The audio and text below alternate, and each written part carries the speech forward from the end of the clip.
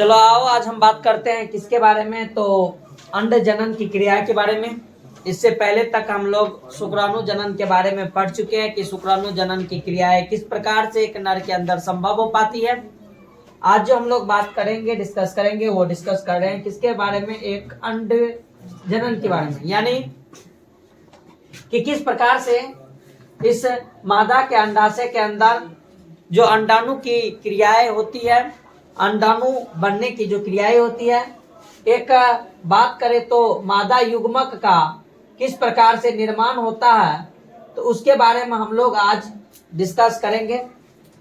जब इसके बारे में बात करते हैं तो लिखा हुआ क्या गया कि एक परिपक्व मादा युग्मक के निर्माण की प्रक्रिया को अंड जनन क्रियाएं के नाम से जानते हैं, जिसको इंग्लिश में हम oogenesis प्रोसेस के नाम से जानते हैं।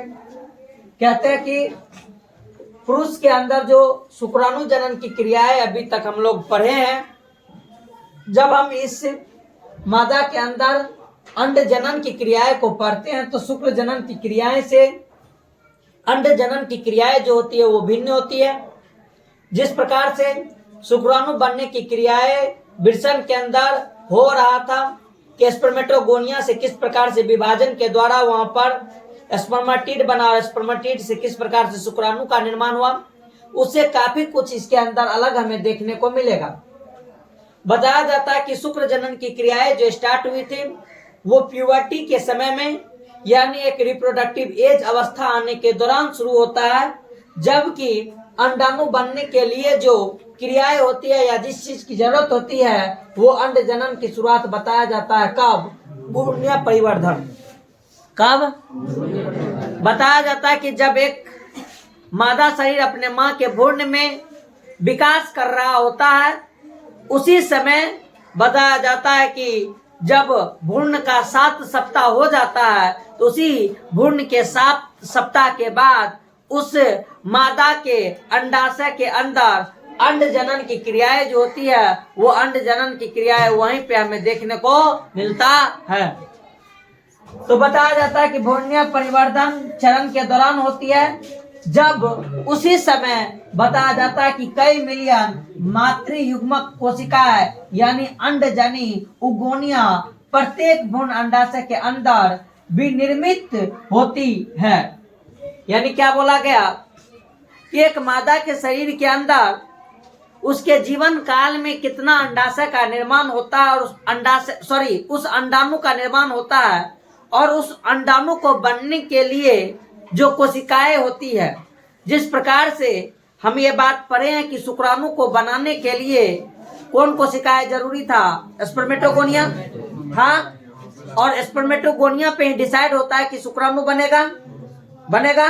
उसी प्रकार से एक मादा के शरीर के अंदर जो कोशिकाएं होता है, जो भ्रूण के समय में कोशिकाएं निर्मित होती है, बनती है, वो बताया जाता है कि उसी समय फिक्स मात्रा में वो कई मिलियन उगोनिया कोशिकाएं जो होती है, अंडजनी कोशिकाएं जो होती है, वो प्रत्येक अंडाशय के अंदर बन जाता है। यानी नर के अंदर शुक्राणु अनलिमिटेड है।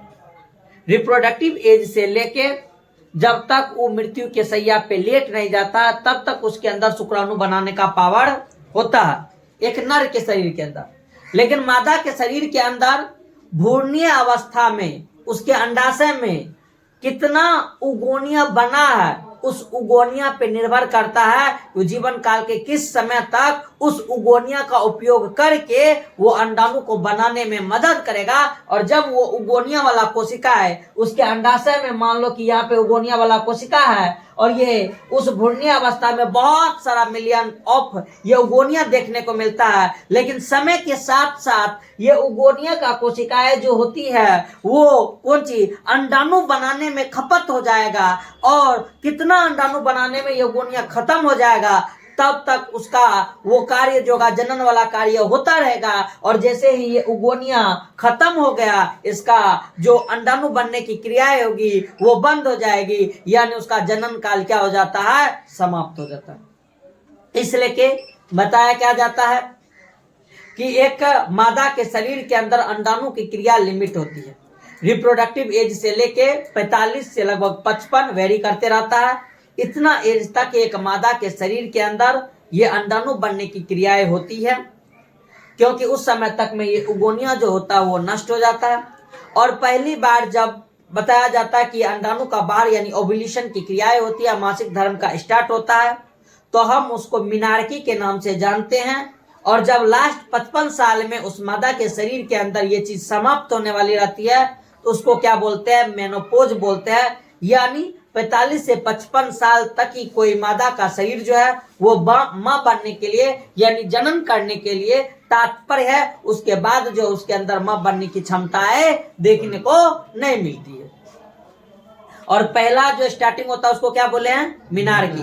क्या बोले हैं? और जब लास्ट में खत्म होता है उसको क्या बोलते हैं? मेनोपोज। क्या बोलते हैं? क्या बोलते हैं? यानी मिनार्की जो है वो पहला मासिक धर्म है, और मेनोपोज जो है वो तुम्हारा लास्ट है। उसके बाद कोई भी उसके अंदर ओव्यूलेशन की घटनाएं देखने को नहीं मिलेगा। तो वही बात है कि वो कोशिकाएं जो युग्मक कोशिकाएं है, युग्मक को बनाने वाली कोशिकाएं, अंडजनी कोशिकाएं, उगोनिया जो है वो उस भ्रूणीय अंडाशय के अंदर क्या होने लगता है? निर्मित होते हैं। और निर्मित होने के बाद एक नंबर में वो क्या हो जाते हैं? फिक्स। यानी क्या कि जन्म के बाद यानी उस समय में वो है ठीक, लेकिन जैसे वो मादा का शरीर अब जन्म लिया, मादा का शरीर इस पृथ्वी पे आया, तो मादा के जन्म के बाद वो अंडजनी का निर्माण और उसकी वृद्धि नहीं होती। जितना वृद्धि होना था, जितना उसका विकसित होना था, वो कहां तक हो गया? भ्रूणावस्था। किस अवस्था में? उसके बाद उसके अंदर कोई भी न वृद्धि होगा, न उसके संख्या में उसका निर्माण होगा, कुछ भी नहीं होगा। और इन कोशिकाओं में विभाजन शुरू हो जाता है। इन कोशिकाओं में अब क्या होना स्टार्ट होता है? जितना बनना था खुद में बन गया। अब ये जो है ना, अब ये किस में? ग्रोथ फेज में आ जाता है। किस फेज में? अब इसका यहाँ पर कौन सी होने लगता है? सॉरी, अब इसका विभाजन होने लगता है, विभाजन हो जाता है। और वो अर्धसूत्रण विभाजन के पूर्वावस्था पहला, यानी हम लोग जो पढ़े थे कि युग्मक बनाने के लिए प्रोफेज के अंदर हम पढ़े थे, कोशिका विभाजन जो होता था वो प्रोफेज था, एनाफेज था, मेटाफेज था, टीलोफेज था ऐसा कुछ पढ़े थे।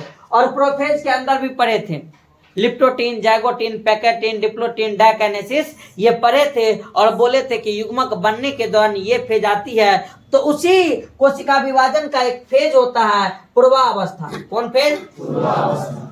इस पूर्वावस्था में ये अर्धसूत्रण विभाजन के दौरान प्रोफेज फर्स्ट में ही ये क्या हो जाते हैं? प्रविष्ट करते हैं। यानी उगोनिया कोशिका के अंदर जो विभाजन शुरू होता है, वो कौन सा विभाजन उसके अंदर देखने को मिलता है? अर्धसूत्रण विभाजन। और ये अर्धसूत्रण विभाजन जो है कोशिका के विभाजन का जो चरण है, तो उस कोशिका के विभाजन के पहला चरण पूर्वावस्था पहला यानी प्रोफेज पहला में ही ये क्या हो जाता है? स्टार्ट हो जाता है, और वहीं से ये विभाजन करना शुरू करता है।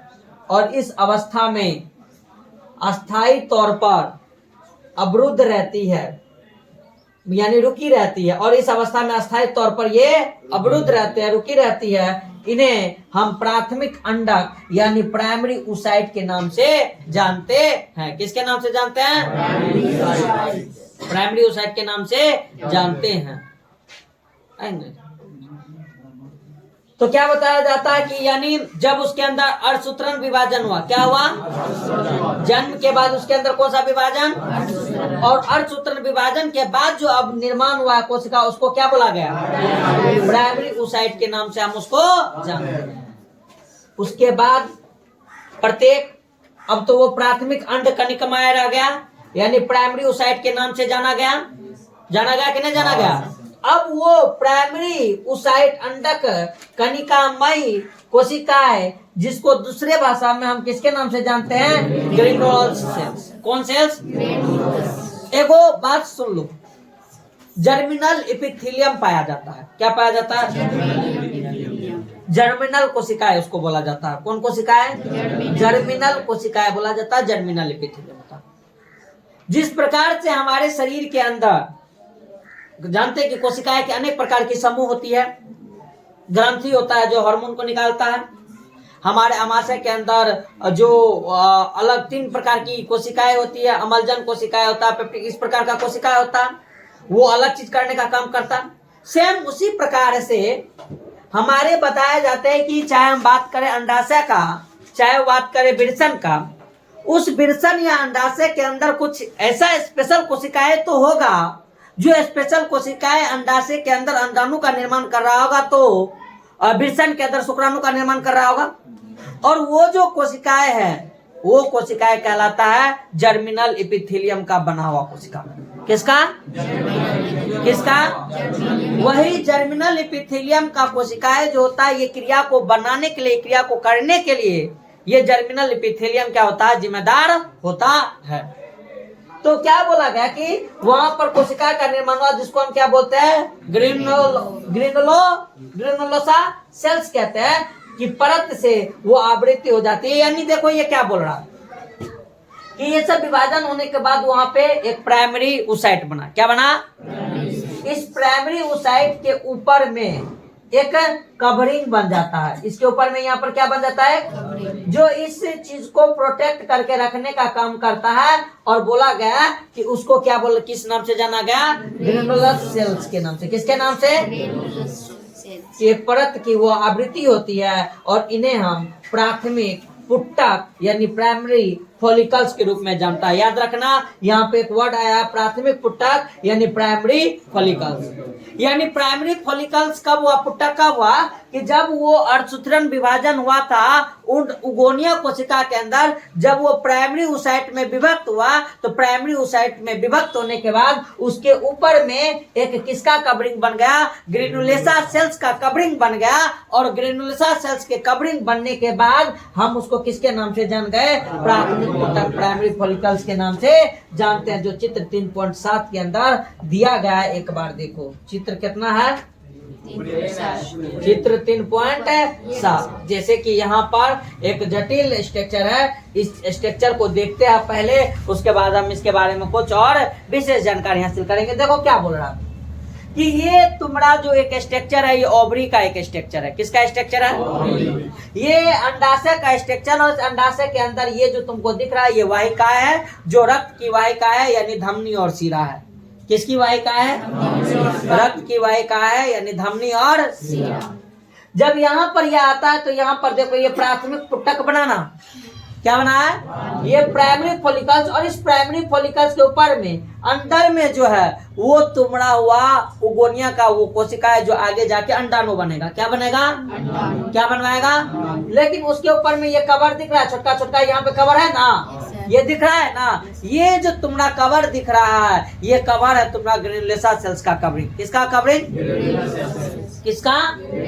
ग्रेनुलोसा। ये फिर आगे जाके विभाजन करता है, फिर आगे जाके विभाजन करता है। पहले प्राइमरी बनाता है, फिर सेकेंडरी बनाता है, और फिर उसके आगे जाके क्या बनाता है? टर्सरी बनाता है। और टर्सरी जब बनता है, तृतीयक पुट्टक बनता है, तो ये मैच्योर फॉलिकल्स के नाम से जाना जाता है। ये पूर्ण रूप से विकसित फॉलिकल्स के रूप में जाना जाता है। और बताया जाता है कि इसको हम ग्राफियन पुट्टक के नाम से जानते हैं। और ये ग्राफियन पुट्टक जब क्या होता है? फटता है, तो उसी से ये वो क्या निकलता है? अंडाणु। क्या निकलता है? और फटने के बाद ये अंडाणु तो निकल गया। अब बचलका हुआ जो भाग है, अब उस बचलका हुए भाग को ही किसके नाम से जाना गया? कॉर्पस लूटम। लेकिन ये जो क्रियाएं यहाँ से यहाँ तक हो रही है, ये क्रियाएं कितना दिन का क्रियाएं होती है? तो ये 28 दिन का क्रियाएं होता है। कितना दिन का क्रियाएं होता है?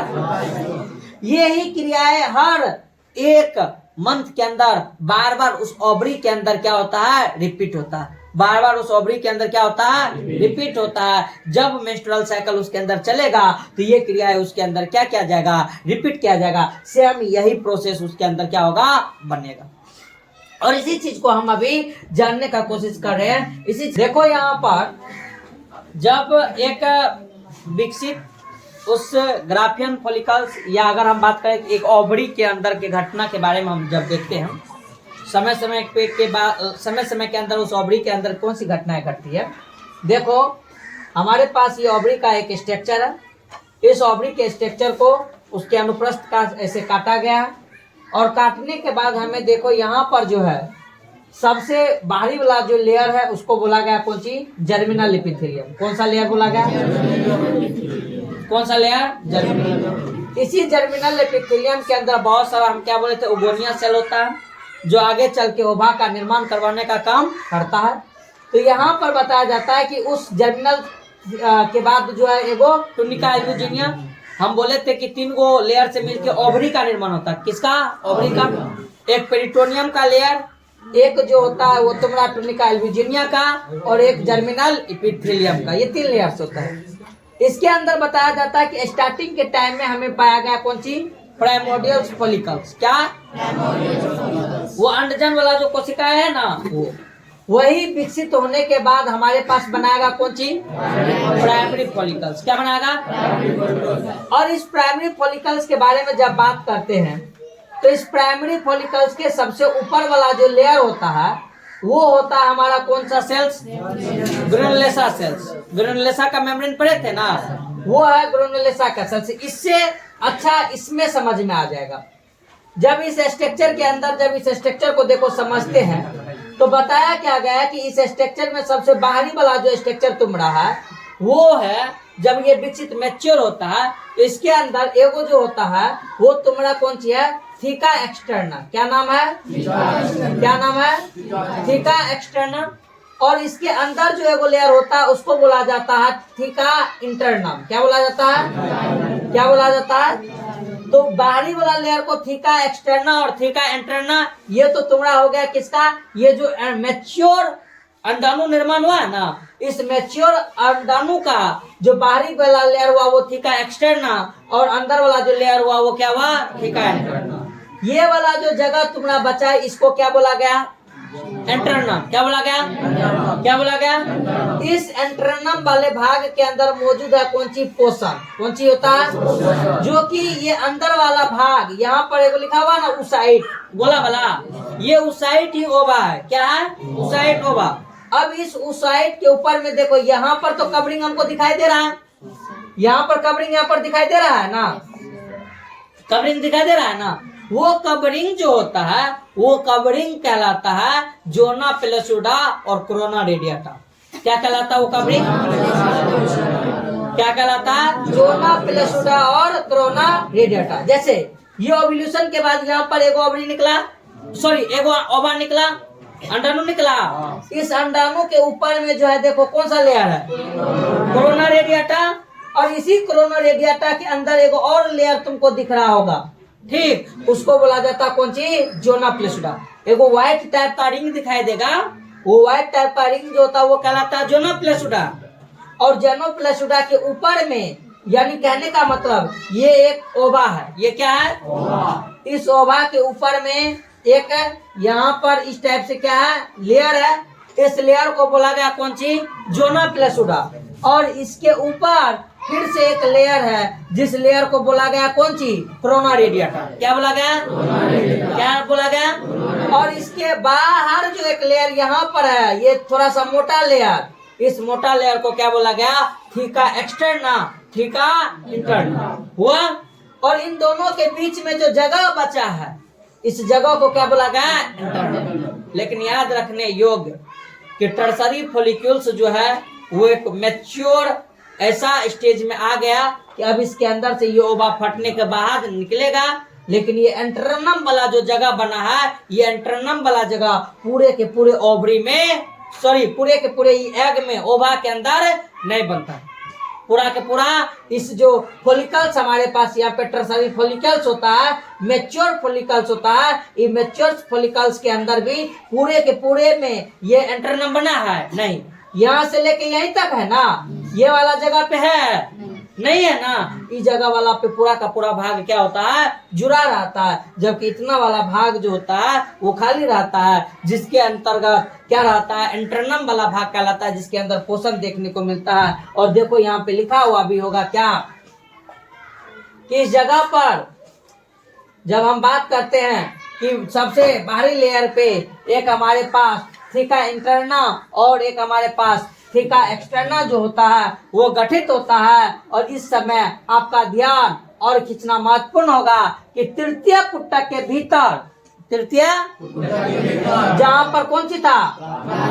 अंडक, यानी ओवा जो उसाइट जो अभी दिखाए थे उसके अंदर क्या हुआ? आकार में, आकार में। और इसका पहला अर्धसूत्रण विभाजन इसी टर्सरी फॉलिकल्स में जाते जाते कंप्लीट हो जाता है और यह एक असमान विभाजन है, जिसके फलस्वरूप वहां पर बताया जाता है कि जब अर्धसूत्रण विभाजन कंप्लीट होता है तो उस साइट के कोशिका से 2 सेल का निर्माण होता है, एक बृहत अगुणित द्वितीयक अंडक तथा एक लघु प्राथमिक ध्रुवीय पिंड की संरचनाएं होती है। यानी यहाँ पर जो हमारे पास एक वो अंडा कोशिका है ना, जब तृतीय फॉलिकल्स में ये गया, टर्सरी फॉलिकल्स में गया, तो इस अंडा कोशिका के अंदर एक अर्धसूत्रण विभाजन कंप्लीट हो रहा है। तो अर्धसूत्रण विभाजन कंप्लीट होने के बाद तो यहाँ पे ये युग्मक का निर्माण किया। किसका निर्माण किया? लेकिन ये युग्मक जो बना है यहाँ पर उस एक से, तो क्या बोला गया है, एक जो है वो बहुत बड़ा है और एक जो है वो क्या है, उसके अंदर एक जो होता है वो कार्य करता है और एक जो होता है वो जो कार्य करता है उसको अंडाणु वाला कोशिका कहते हैं, और जो कार्य नहीं करता है हम उसको ध्रुवीय के नाम से जानते हैं। किसके नाम से जानते हैं? देखो लिखा भी होगा कि एक लघु प्रथम ध्रुवीय पिंड की रचनाएं होती है, जो चित्र 3.8 वो में देखने को मिला। द्वितीयक अंडक प्राथमिक अंडक के पोषक के रूप में भरपूर कोशिका प्रद्रव साइटोप्लाज्म की मात्रा को क्या करती है? संचित रखती है। यहाँ पर वही वाला बात हुआ कि एक माँ से जब 2 बेटी हुई ना, तो दोनों बेटी ये अपना जो सारा चीज था, ये बहन दोनों आपस में क्या बहन, और इसके अंदर से इस बहन से क्या होगा, बच्चा का जन्म होगा। तो ये बहन अपना सब कुछ इस बहन को निछावर कर देती है, कहती है जा तू सब कुछ मेरा भी ले ले, लेकिन कम से कम तुमसे जो निर्माण होगा वो हमको ये तो बोलेगा ना कि मेरी मौसी जो है मेरे अंदर कुछ ना कुछ गुण डाली है। यही वाला बात होता है कि ये जो है इसको क्या देने का काम करता है? पोषक। क्या देने का काम करता है? और ये जो होता है वो डेवलप करता है और आगे चल के इसी से क्या होने का काम करेगा? निषेचन होने का काम करेगा। क्या करेगा?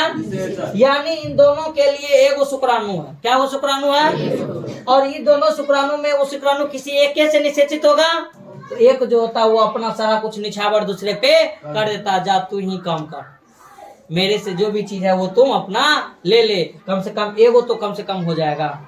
तो वही वाला में ये बोला कि वो साइटोप्लाज्म को क्या करता है, वहाँ पे संचित रखता है। क्या आपको इसके किसी लाभ के बारे में सोच सकते हैं? तो इसको वृद्धि करने में जब तक माँ का पोषण नहीं मिलेगा, जब तक माँ का पोषण, तब तक वो वहाँ पे उससे भोजन लेके वृद्धि करने का काम करेगा। क्या पहले अर्धसूत्रण विभाजन से उत्पन्न प्रथम ध्रुवीय पिंड और अधिक विभाजन होता है तो इसमें हर्ष हो जाता है? ये क्वेश्चन पूछा गया है, जिसका आंसर हम बताएंगे। और बोला गया कि वर्तमान में हम इसके बारे में सुनिश्चित रूप से बहुत कुछ अभी नहीं कह सकते हैं।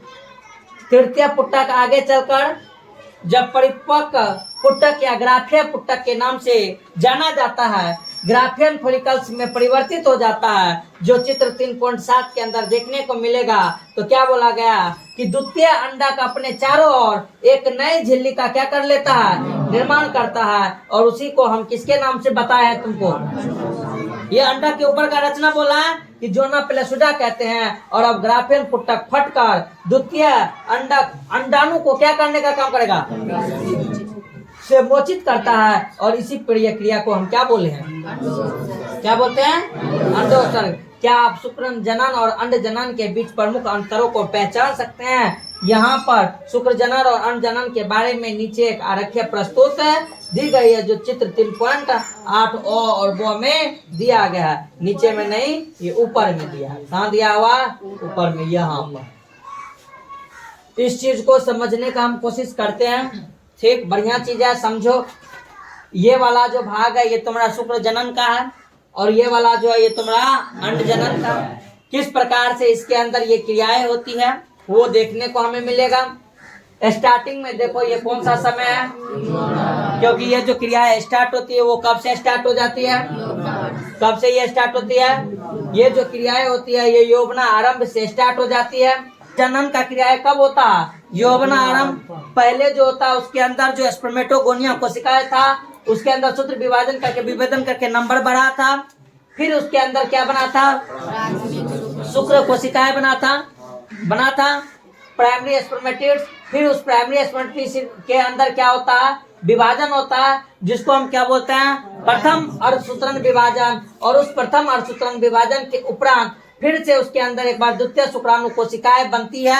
उस द्वितीय शुक्राणु कोशिकाएं के अंदर याद रखना, यहाँ पर क्रोमोसोम का नंबर कितना है, 46। यहाँ पर भी क्रोमोसोम का नंबर कितना होगा, 46। लेकिन ये जो द्वितीय शुक्राणु कोशिकाएं बनता, अब जो अर्धसूत्रण विभाजन होता है, तो अब क्रोमोसोम का नंबर कितना रह जाता है, 23। कितना रह जाता है, 23 रहता है। और 23 रहने के बाद बताया जाता है कि इस कोशिका का फिर से द्वितीय अर्धसूत्रण विभाजन होने के बाद इससे क्या बनता है, स्पर्मेटिड, यानी शुक्राणु परशु जो पढ़े थे या शुक्राणु पूर्व जो पढ़े थे, जिससे इससे टोटल मिला के कितना हुआ, 4। कितना शुक्राणु, ये जो हम बोले थे तुमको कि प्राथमिक शुक्राणु कोशिकाएं का जब अर्धसूत्रण विभाजन होता है तो उससे क्या गो बनता है, 4। लेकिन उसके अंदर क्या गो अर्धसूत्रण विभाजन, 2 गो। क्या गो समसूत्रण विभाजन, 1 गो। और इस क्रिया के द्वारा जब विभाजन होता है तो बाद में जाके किसका निर्माण होता है, शुक्राणु का निर्माण। किसका निर्माण, तो एक शुक्राणु यानी एक स्पर्मेटोगोनिया कोशिका के अंदर सब शुक्राणु बनता है। एक स्पर्मेटोगोनिया कोशिका से 4 शुक्राणु बनता है, जिसके अंदर एक समसूत्रण विभाजन और 2 क्या होता है, अर्धसूत्रण विभाजन। ठीक। लेकिन जब किसके अंदर का बात करते हैं, अंडजनी के लिए बात करते हैं, तो अंडजनी के अंदर ये गर्भ जीवन के अंदर का वृद्धि है। किसके अंदर, और गर्भ जीवन से जब जन्म लेता है तो वो प्राथमिक अंडक के रूप में जन्म लेता है, प्राइमरी फोलिकल्स के रूप में जन्म लेता है। तो इस समय में इसके अंदर प्राथमिक अंडक बनता है, तो इसके अंदर कैसा विभाजन, जहाँ पर बहुत ज्यादा उसका नंबर वृद्धि करता है। लेकिन जब ये जन्म लेता है तो जन्म लेने के बाद बाल अवस्था में बहुत ज्यादा ये क्या होने लगता है, खपत भी होने लगता है, नहीं पढ़े थे, हर्ष होने लगा है, कमी होने लगा है। तो कि प्राथमिक अंडक में बोला कि पहला अंडक अर्धसूत्रण विभाजन यानी अंडोत्सर्ग के पूर्व समाप्त हो जाता है, यानी ओव्यूलेशन से पहले पहला अर्धसूत्रण विभाजन समाप्त होता है, जिसके अंदर क्या होता है कि एक कोशिका से 2 के अंदर विभाजन हुआ, लेकिन एक जो है वो क्या बन गया, प्राथमिक ध्रुवीय कोशिका, और दूसरा जो बना वो क्या बना, द्वितीय अंडक। ये जो द्वितीय अंडक जो है अब कब, यौवना आरंभ के समय में, कब, उसके अंदर फिर से एक बार विभाजन स्टार्ट हुआ, और उसके अंदर द्वितीय अंडक में फिर से जो विभाजन हुआ तो एक अंडाणु बना, और एक जो बना वो कौन सी बना, द्वितीय ध्रुव पिंड बना। ये भी अपना पोषण इसको दिया, ये भी अपना पोषण इसको दिया। इसके अंदर भी समसूत्री विभाजन 1 हुआ, इसके अंदर भी अर्धसूत्री विभाजन क्या हुआ, 2 गो हुआ। यहाँ पे एगो अर्धसूत्री विभाजन 1 गो, यहाँ पे अर्धसूत्री विभाजन, और उसके उपरांत एक अंडाणु बना। यहाँ पर इसके अंदर जो कोशिकाएं विभाजन करता है तो लास्ट में कितना अंडाणु देता है, 1। कितना, जबकि इसके अंदर जब कोशिका विभाजन करता है तो इसके अंदर क्या वो देता है, 4। क्या वो, इसके अंदर विभाजन होने के बाद 4 युग्मक बनाता है, जबकि इसके विभाजन होने के बाद क्या युग्मक बनाता है, आगे कल पढ़ाएंगे।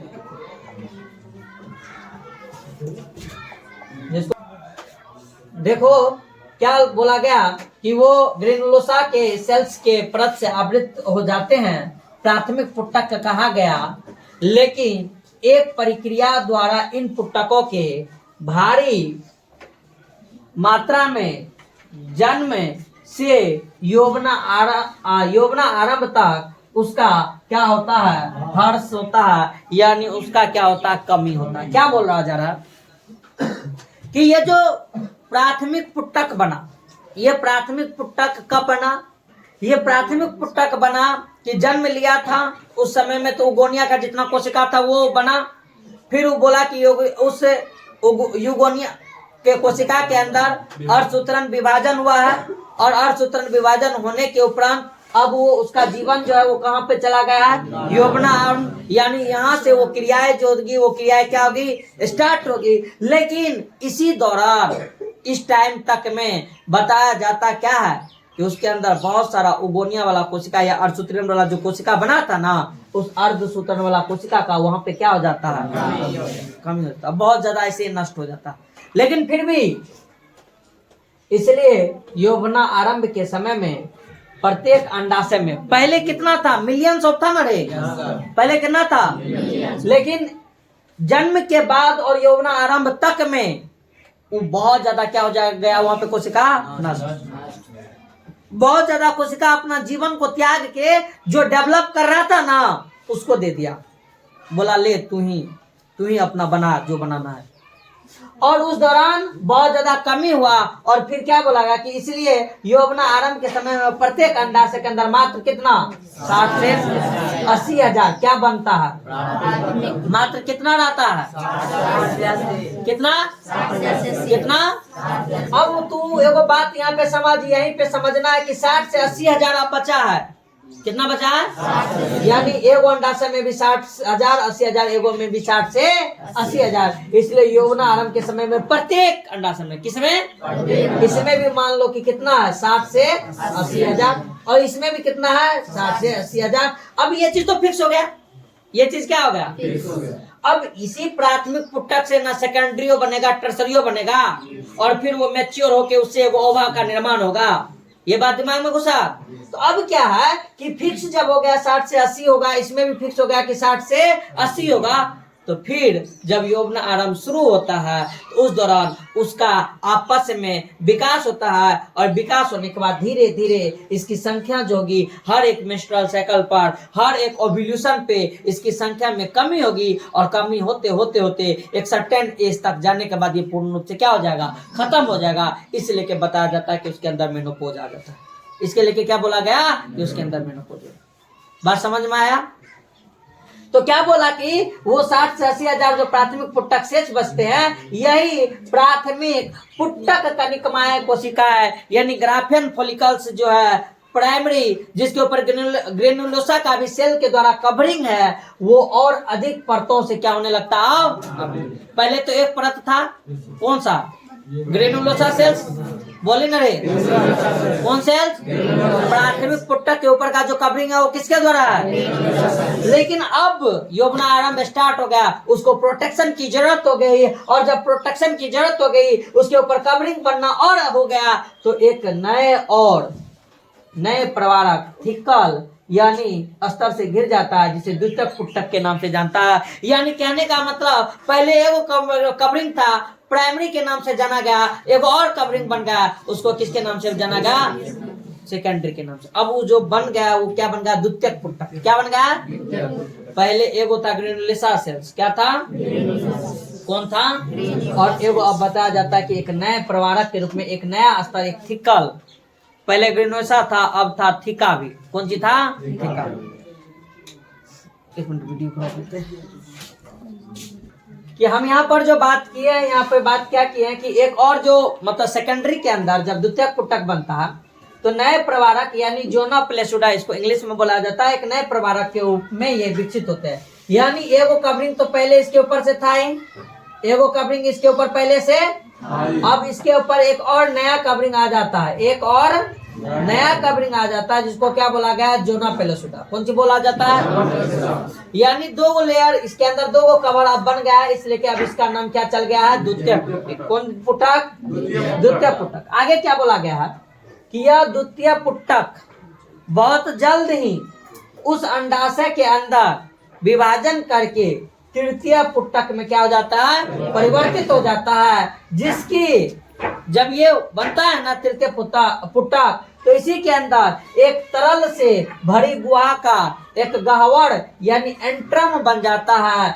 और इसका एक विशिष्ट लक्षण है कि ये प्रवारक स्तर थीका लेयर, अंतरक प्रवारक थीका इंटरना और बाह्य प्रवारक थीका एक्सटर्ना में गठित होता है। और इस समय आपका ध्यान इस ओर खींचना महत्वपूर्ण होगा कि तृतीय पुटक के भीतर प्राथमिक अंडक के आकार में वृद्धि होता है और इसका पहला अर्धसूत्रण विभाजन जो होता है वो पूरा हो जाता है। इसके लिए एक बार फिर से हम लोग इसके स्ट्रक्चर पे चलते हैं, जिस स्ट्रक्चर के अंदर जब हम देखते हैं तो देखो क्या है कि बोला गया कि इसके अंदर पहले जो था एगो जब लेयर इसके ऊपर बना तो हम उसको प्राथमिक पुटक, फिर द्वितीय लेयर इसके अंदर जब बना तो उसके अंदर द्वितीय पुटक, लेकिन धीरे धीरे ये विकसित किया और एगो बन गया कौन सी, तृतीय पुटक। कौन सा पुटक, तो जब इस तृतीय पुटक के अंदर का बात करते हो तो इसके अंदर एगो बीच में एक जगह बच गया, बीच में एगो क्या बना, बीच में यहाँ पर एगो क्या बन गया, जगह। ये जगह जो है, इस जगह को बोला गया कौन चीज? गह्वर यानी एंटरनम। क्या बोला गया? क्या बोला गया? ये एंटरनम के नाम से जाना गया। और एंटरनम बना तो इस एंटरनम के अंदर द्रव होता है। क्या होता है? ये तुमको अंदर में वो छोटका सा दिख रहा होगा, ये छोटका सा दिख रहा है, ये छोटका सा बीच में वो है तुम्हारा अंडाणु। वो क्या है? और उस अंडाणु को बगल वाला जो है वो क्या हुआ? कवरिंग करके रखा। क्या करके रखा? अब इसमें देखो क्या हो गया कि बीच में जो है ये तो तुम्हारा अंडाणु हुआ और उसके ऊपर में ये कवरिंग हुआ। इसी कवरिंग के अंदर क्या हुआ? विभाजन हुआ। तो विभाजन होने के बाद क्या बोला जाता है कि इस अंडाणु के ऊपर में, इस अंडाणु के ऊपर में 3-4 गो लेयर बना, 2 गो लेयर बाहर में बना हुआ है और इस अंडाणु के ऊपर भी लेयर है। यानी ये किस प्रकार का रचना है? ये इस प्रकार का रचना है। अंदर में तो हमारा एगो अंडाणु है, ठीक, और बाहर में हमारे पास जो है फिर भी क्या गो लेयर है? 2 गो लेयर। और अब जो है वो अंडाणु के ऊपर भी बहुत सारा लेयर यहाँ पर क्या हो जाता है? बहुत सारा लेयर का इसके ऊपर क्या होता है? कवरिंग होने लगता है। बहुत सारा लेयर का इसके ऊपर क्या होता है? तो इसके ऊपर अंडाणु के ऊपर जो कवरिंग वाला लेयर है वो कवरिंग वाला लेयर ही कहलाता है थीका एक्सटर्ना, थीका इंटरना। कौन सी कहलाता है? अंडाशय। ये तो अंडाणु का बाहरी वाला लेयर, ठीक, और इसके बीच में यहाँ जो जगह बच गया इसको बोला गया एंटरनम। क्या बोला गया? वो एंटरनम जो है इस अंडाणु को क्या देने का काम करेगा? पोषण देने का काम करेगा। क्या देने का काम? क्या देने का काम? क्योंकि अंडाणु एक कोशिका है, इसको अब पोषण देने का काम ये एंटरनम करेगा जब तक ओव्यूलेशन हो नहीं जाएगा। और इस अंडाणु के ऊपर जो कवरिंग बना है उस कवरिंग को क्या बोला गया? Theca externa, theca interna.